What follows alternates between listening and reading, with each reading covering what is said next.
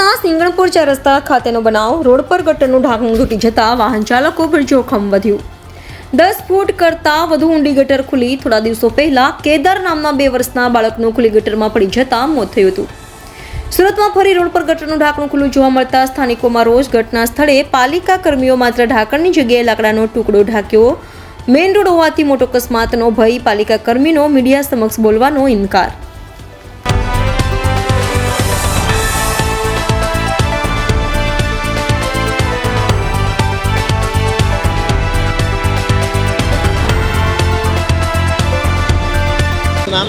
મારું નામ Narendrabhai Pandav, Katargam ward number 7ના કોર્પોરેટર.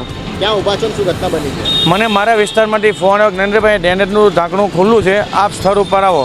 એટલે સ્થળ ઉપર આવતા મેં જોયું છે પણ આ ઢાંકણું ડેનેજનું નથી. આ જે પ્લમ્બર આવે છે પાણીનો એનું ઢાંકણું છે અને અધિકારીશ્રી સાથે વાત કરી છે. એટલે એમની રજૂઆત એવી છે કે સાંજનું ચોરાઈ ગયું છે ને સવારે અત્યારે મૂકવાનું કહી દીધું છે. પણ મેઇન રોડની ઉપર જો કોઈ દુર્ઘટના બની શકે કારણ કે ખુલ્લું છે આ. ના, આપની વાતમાં સહમત છું કે આ બનાવો જે બને, પણ અત્યારે અધિકારીશ્રીને જે કંઈ કરવાનું હતું અધિકારીશ્રીને જાણ કરી દીધી છે ને લગભગ હમણાં કલાકમાં ઢાંકણું ફિટ કરી દેશે. પણ અધિકારી કેમ બેદરકારી દાખવી રહ્યા છે? તાત્કાલિક અસરથી કામ કરી રહ્યા છે. ના, એટલે મારી જે આવતું હતું એટલે મેં ઉચ્ચ અધિકારી સાથે ચર્ચા કરીને એમને કીધું, નરેન્દ્રભાઈ જે છે સાંજે ચોરાઈ ગયું છે. મેં કીધું જે ચોરાઈ ગયું એ કેમેરામાં જોઈ લો અને કેમેરામાં જે કંઈ ચોરાઈ ગયું એ અધિકારી ઉપર જે કંઈ આગળની કાર્યવાહી થતી આપણે કરશું. જ્યારે મીડિયાને અને લોકોને દેખાઈ શકે તો મહાનગરપાલિકાના અધિકારીને કેવા ઢાંકણું નથી દેખાતું? ખરી રીતે જવાબદારી તો એમની જ આવે છે, પણ ખરેખર પ્રજા બી અત્યારે આ રીતે જાગૃત છે. એટલે હું કહું છું કે દરેક જગ્યાએ આવવું હોય તો પ્રજા જાગૃત થાય તો જેથી આપણે નિવારો એમનો વહેલી તકે કરી શકીએ. કેદારની તો ઘટના આ ટાઈપની બની હતી. આ કેદારની ઘટના બની હતી વાત સાચી છે, પણ કેદારમાં જે છે ડેનેજ લાઇન નહોતું ને આ જે છે પાણીનો જે પંપ આવે છે પ્લમ એના માટે કંઈ છે. એટલે આ ડેનેજ લાઇન જેવું નથી. આમાં બેન ઘટના બની શકે એવું છે. કેટલી ઊંડી છે અને અહીંયાથી વિદ્યાર્થીઓ બી પસાર થઈ રહ્યા છે? અત્યારે જોતા ચોરસ બોક્સ છે અને લગભગ 10 ફૂટ ઊંડું છે. વિદ્યાર્થીઓ બી પસાર થાય, જીવનું જોખમ છે એમને.